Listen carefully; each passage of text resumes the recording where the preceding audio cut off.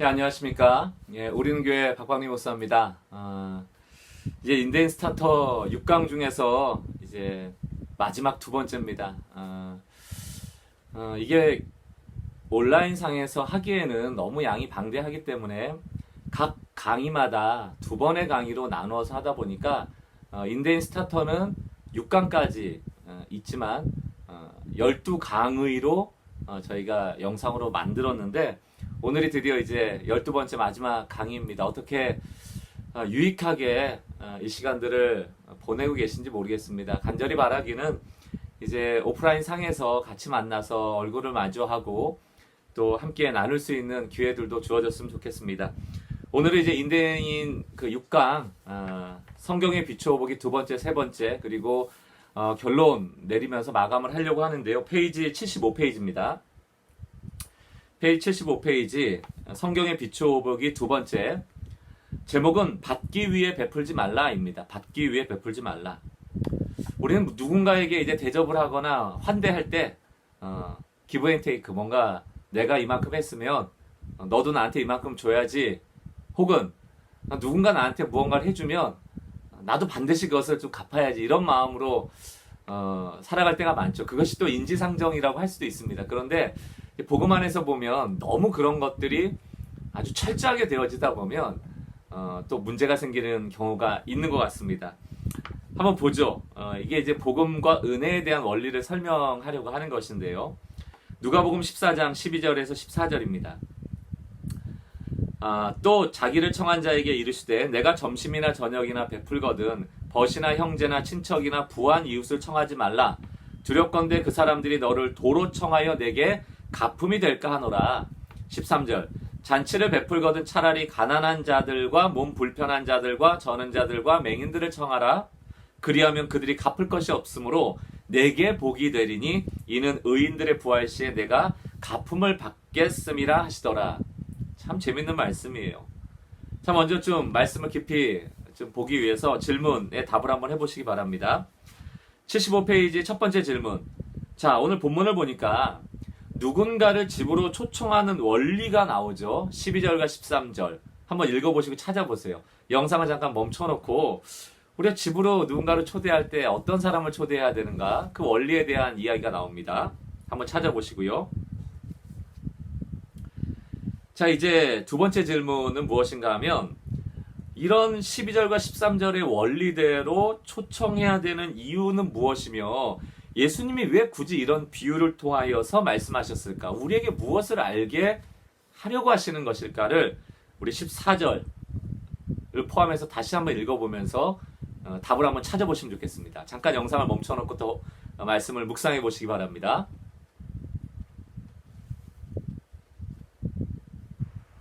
자, 오늘이 누가복음 14장 12절 14절의 말씀을 정리해 보면 이런 거죠. 십자가의 원리와 똑같아요. 은혜의 원리와 똑같아요. 우리가 신앙생활하면서 종종 어떤 실수하기 쉬운가 하면 주님이 나한테 은혜 베푸셨으니까 그 은혜의 빚을 갚으면서 살아야지. 이게 참 좋은 의도이긴 한데 일단 첫 번째 못 갚고요. 우리는 그 십자가의 은혜를 갚을 수가 없습니다. 그 크신 인류를 구원하신 사랑의 그 크기만큼 우리가 되돌려 드릴 수가 없고요. 그게 첫 번째 문제고, 두 번째, 예수님이 십자가의 은혜를 나의 빚처럼 여기면서 그걸 갚으라고 요구하시지 않아요. 은혜는 우리가 받아들이는 겁니다. 그리고 감사하는 것이고 그것으로 인하여 받은 구원의 은혜를 찬양할 뿐입니다. 예수님은 우리에게 되돌려 달라 말하진 않거든요. 그러면서 우리에게 실천적인 삶을 요청하시는 거예요. 너희도 누군가에게 환대하고 대접할 때 받을 거 염두에 두지 말고 거저 주라는 것입니다. 그러므로 오늘 본문에 뭐라고 얘기하고 있어요? 부자들을 청하지 마라. 부자들은 너한테 도로 갚을 것이다. 그럼 여러분 주고받고 했으니까 누구에게도 유익이 없다는 것입니다. 그런데 가난한 자, 약한 자, 병든 자, 또 맹인들 이런 사람들 초대해서 잘 환대하면 그들은 오히려 갚을 능력이 없기 때문에 갚을 수 없지만 너가 베푼 그 모든 것을 누가 갚는다? 말세에 하나님께서 갚아주신다는 거예요. 너한테 복이 되리라. 사랑하는 성도 여러분, 우리의 신앙생활은 현세에서 내가 한 만큼 되돌아오는 것을 통하여서 부를 누리고 부를 축적하고 지위가 높아지고 권력을 잡고 교회가 커지고 유명해지고 이런 것이 아니고 하나님께 받을 상급, 하나님만이 보시는 그 중심을 하나님 앞에 드리는 일이 너무너무 중요하다는 것을 깨달아 아실 필요가 있다는 것입니다. 75페이지 그 밑에 글을 좀 읽겠습니다. 환대하는 마음으로 하는 초대는 기브 앤 테이크를 염두에 두지 않는다. 중요한 거죠. 환대의 본질은 복이 되는 초대는 계산하는 마음 없이 긍휼함 하나 가지고 하는 것입니다. 우리도 자격 없지만 십자가에서 긍휼함을 입었던 것처럼 말이죠. 이때 비로소 우리가 사람을 평등하게 대할 수 있다는 것이죠. 나의 유익과 무관하게. 이것이 어쩌보면 십자가의 길을 걷는 우리의 삶이 되어야 될 줄로 믿습니다. 자, 성경에 비춰보기 세 번째입니다. 세 번째 제목은 마음만 말고 행동으로 하라. 마음은 이렇게 하길 원하는데 근데 실천이 잘 안 돼요. 이것이 우리의 늘 볼멘소리인데 자, 세 가지 말씀을 읽어보겠습니다. 먼저 로마서 12장 13절 성도들의 쓸 것을 공급하며 손 대접하기를 힘쓰라. 또 히브리서 13장 1절과 2절 형제 사랑하기를 계속하고 손님 대접하기를 잊지 말라. 이로써 부지 중에 천사들을 대접한 이들이 있었느니라. 세 번째 말씀 베드로전서 4장 9절 서로 대접하기를 원망 없이 하고. 자, 이 본문에서 지금 여러분 질문에 대한 답을 한번 찾아보세요. 첫 번째 질문 환대는 단지 좋은 마음만 갖는 것이 아니라 구체적으로 실천하는 것이다. 이를 나타내는 단어가 무엇이었는지 여러분 이 세 개의 성경 구절에서 한번 찾아보세요. 저 사람한테 잘해줘야지 에서 끝나는 게 아니고 실제적으로 그를 돕는 그런 단어들을 한번 발견해 보십시오. 자, 두 번째 문제. 이제 나에 대한 적용인데요. 우리도 그럴 때가 있잖아요. 마음은 있지만 그 친구한테 전화 한번 하고 한번 만나서 또 이야기도 들어주고 또 이제 대접도 하고 이런 생각은 늘 있는데 구체적으로 만남을 갖지 못하는 경우가 있잖아요. 좀 마음은 있지만 실천하지 못하는 게 무엇인가. 우리 신앙은 공개적이 돼야 되거든요. 공적이어야 하거든요. 근데 우리가 좀 공개적으로 공적으로 우리의 신앙을 드러내지 못하는 영역이 있지 않습니까? 그런 것들도 한번 생각해 보시면 좋을 것 같아요. 자, 이제 다 하셨으면 77페이지 일상에서 환대를 어떻게 실천할까? 여기에 대해서 구체적인 몇 가지 예를 들어드렸습니다. 첫 번째로 보시면 인데인 스타트 77페이지입니다. 당신이 속한 공동체, 그것이 가족이나 일터나 학교나 뭐 교회나 이런데 내가 환대를 통하여 좀 격려받을 수 있는 사람이 누군지에 대한 명단을 한번 적어보시는 것도 도움이 될 겁니다. 또 두 번째, 좀 집으로 초대하거나 한번 만나서 식사할 사람들은 누구인지, 그리고 가능하면 그 사람을 한 번만 만나지 말고 한 두 번, 세 번 조금 더 정기적으로 만날 수는 없을지에 대해서 계획해 보시는 것도 도움이 될 겁니다. 또 교회 모임이나 예배가 끝나고 나서 사적인 자리에서 우리 식사 한번 합시다, 차 한번 마십시다라고 교인들에게 시간을 내는 것, 그런 것도 도움이 될 거예요. 교회 안에서 교제하는 것은 약간 뭐랄까요? 막 성경 공부해야 될 것 같고 또 따분할 것 같고 하지만 조금 교회 밖에서 갖는 모임은 자유로울 수 있고 마음을 열기에 좀 더 편하죠. 그런 시간들도 가져볼 필요가 있고요. 또 지금 도움이 필요한 사람이 누굴까에 대해서 도움이 필요한 사람에 대한 명단을 만들어 보는 것도 도움이 될 겁니다. 또 교회에서 또 내가 공부하는 학교에서 내가 다니는 직장에서 동료들 중에 조금 멀리 떨어져 사는 사람들의 명단들을 한번 찾아서 그 사람들에 대해서 관심 가져보는 것도 필요하고요. 혹은 유학생들, 혹은 군대 간 사람들, 뭐 좋습니다. 그런 사람들에 대한 명단도 한번 찾아보시고요. 또 지역에 도움이 필요한 건 많죠. 요즘 뭐 양로원이나 고아원이나 미혼모 보호시설이나 뭐 여러 좋은 일을 하는 단체들이 있습니다. 그런 단체에 관심을 가져보는 것도 우리가 모든 사람을 평등하게 대하는 이 환대의 영성을 실천하는 데 매우 도움이 될 것입니다. 78페이지 이제 결론으로 넘어가서 6강을 마무리하는 내용들입니다. 자, 78페이지에 있는 글은 제가 한번 그대로 읽어볼게요. 사회학자 레이 올드버그는 제3의 장소라는 표현을 만들었습니다. 그 제3의 장소라는 것이 무엇인가? 제1의 장소는 보통 우리 집을 지칭할 때가 많고요. 제2의 장소는 우리가 일주일 중에 가장 많은 시간을 보내는 장소. 그럼 아마 학교나 직장이 될 수도 있고 아마 신앙생활 열심히 하시는 분들 중에서는 교회도 제2의 장소가 될 수 있습니다. 그런데 이 제3의 장소가 또 있는데요. 그것은 1의 장소나 2의 장소 이외에 조금 비공식적이랄까요? 혹은 내가 자발적으로 좋아서 찾아가는 그런 좀 공공의 장소입니다. 혼자 있는 장소가 아니고 좀 그룹으로 있는 곳이라고 할 수 있죠. 근데 이 제3의 장소의 특징이 뭔가 하면 좀 릴렉스, 긴장을 풀고 좀 마음 편하게 사람을 알아갈 수 있는 그런 모임이 있는 공간을 말합니다. 여러분 중에 혹시 이런 공간 딱 떠오르시는 분 계세요?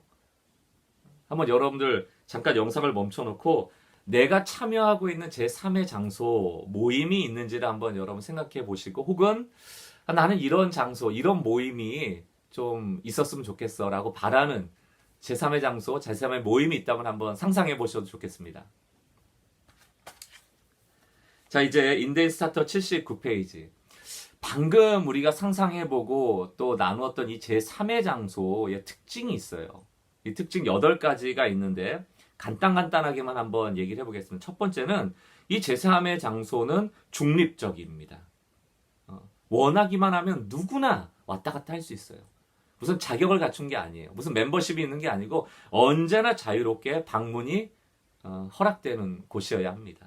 두 번째, 그곳에 모인 사람은 모두 평등해요. 사회적, 경제적, 지위적 차별이 없는 곳입니다. 세 번째, 대화가 중요한 곳이죠. 그러니까 강의를 막 가르친다거나 어떤 리더가 있어서 이끌어간다거나 그런 것이 아니고 그냥 이야기가 활기차고 다채롭고 다양한 이야기가 들려지고 또 할 수 있는 곳이 바로 이 제3의 장소가 가진 특징이고요.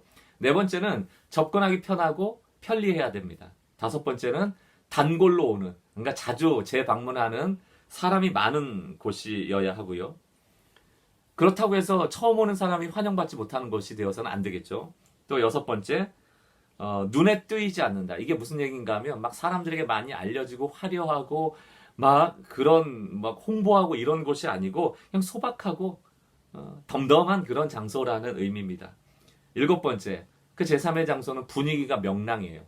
그리고 재미있고 게임도 있고 오락도 있고 흥미로운 곳이어야 합니다. 마지막 여덟 번째, 타지 생활을 하는 사람에게 집이 되어주는 것. 이게 상징적으로 집이라고 했지만 누가 가도 좀 집처럼 편안함을 느낄 수 있는 장소라는 의미입니다. 여러분 이 8가지를 보면서 혹시 떠오르는 장소가 있습니까?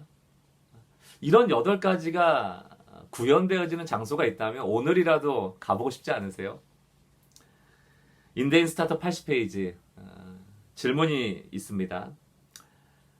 우리 교회를 생각하면서 이 교회 공동체, 하나님이 특별하게 세우신 이 교회인데 과연 이 교회 공동체가 많은 사람에게 이런 제3의 장소로서의 역할을 잘 감당하고 있나? 무슨 얘기입니까?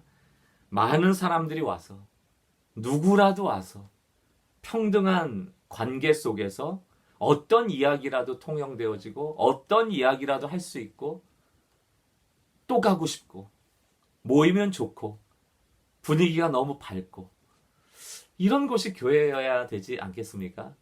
그런데 앞서 고린도 교회에 대한 이야기도 드렸습니다만 고린도 교회는 너무너무 은혜가 많았던 곳인데요. 각자한테는 눈물 콧물 흘리고 은사도 많고 하나님과의 경험도 많은 사람들이 한 사람 한 사람 뜯어놓고 보면 다 그런 사람들인데 그렇게 은혜 받았던 사람들을 모아놨더니 문제가 생기더라는 겁니다. 사랑하는 성도 여러분, 교회는 그렇게 신앙 좋다 하는 사람들인데 모아놓으면 문제가 생기는 것이 가능한 것이 교회예요. 놀랍지 않습니까? 우리가 정신을 똑바로 차려야 됩니다. 개인이 신앙이 좋다라는 것은 공동체로 만났을 때도 빛이 나야 되거든요. 근데 이상하게 우리는 새벽기도 많이 한다 하면서 입이 늘 사람에게 상처 주고 그렇게 열심히 예배 나오고 훈련 받는다 하지만 실생활 삶에서는 차별하고 사람을 비난하고 힐난하고 당파를 짓고 하는 일들이 얼마나 많습니까?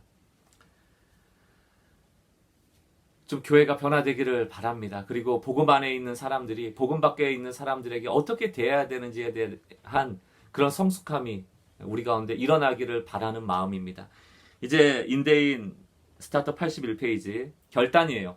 6강을 하면서 여러분 새롭게 깨달은 게 있습니까? 또 깨달은 걸 바탕으로 내가 실천할 수 있는 게 무엇일지도 한번 생각해 보세요. 내가 중립지대를 만들어가는 사람이 되어볼 수도 있을 겁니다. 제3의 지대를 한번 꾸며볼 수 있는 그런 의욕을 가져볼 필요도 있어요. 그것이 작은 교회, 작은 예수를 따르는 그런 공동체가 될 수 있으리라 생각이 듭니다. 이제 인데인 스타터는 다 마쳤습니다. 이제 인데인 스타터 83페이지 쪽을 보시면 이제 인데인 스타터 이후에 여러분들이 어떤 교재로 또 확장해 나갈 수 있는지에 대한 설명들이 나와 있습니다. 양육 교재가 3권이 더 있는데요. 인데인 스타터 이후에 인대인 제자 양육 교재 3권 중에 첫 번째는 나의 이야기, 자기 인생을 다시금 이야기를 통하여서 새롭게 해석하는 단계들을 좀 우리가 훈련할 거고요. 이제 2단계에서는 그분의 이야기, 예수님의 이야기, 복음의 정신을 우리가 제대로 깨닫고 실제적으로 복음의 정신대로 살아갈 것에 대해서 우리가 함께 깊이 있게 나눠볼 겁니다. 마지막 3단계는 우리의 이야기죠. 복음 안에 있는 사람이 복음 밖에 있는 사람과 만나서 이제는 나의 복음의 이야기를 너의 복음의 이야기, 우리의 이야기로 만들어가는 것입니다. 그래서 세상 사람들과 어떻게 소통할 것인가에 대해서 우리가 고민하는 또 내용들을 다룰 것이고요. 이제 마지막으로 인대인 AS가 있습니다. 우리가 뭐 짧게는 6개월, 길게는 1년 동안 이 제자 훈련을 하면서 딱 1년 맞춰진 다음에 다들 뭐 나가서 세상 사람들과 소통을 잘하면 얼마나 좋겠어요. 그러나 우리는 약하기 때문에 또 그룹별로 모여서 실패했던 실패담을 나누고 서로 기도해주고 또 성공한 것에 대해서 박수치는 그런 AS가 필요합니다. 그래서 인대인 AS 과정도 준비가 되어 있습니다. 그래서 액션 앤 서포트, 행함과 또 지지 그룹들 만드는 과정들이 또 준비되어 있습니다. 여러분들이 끝까지 인대인 제자 양육을 통하여서 세상 속에 빛나는 성도들의 삶을 살아내고 그것을 통하여 교회들이 건강해지고 하나님이 영광 받으신 일들이 많아지기를 축복합니다. 그동안 너무너무 수고하셨고 다음번에 인대인 양육, 제자 양육으로 또 만나 뵙기를 바라겠습니다. 평안하십시오.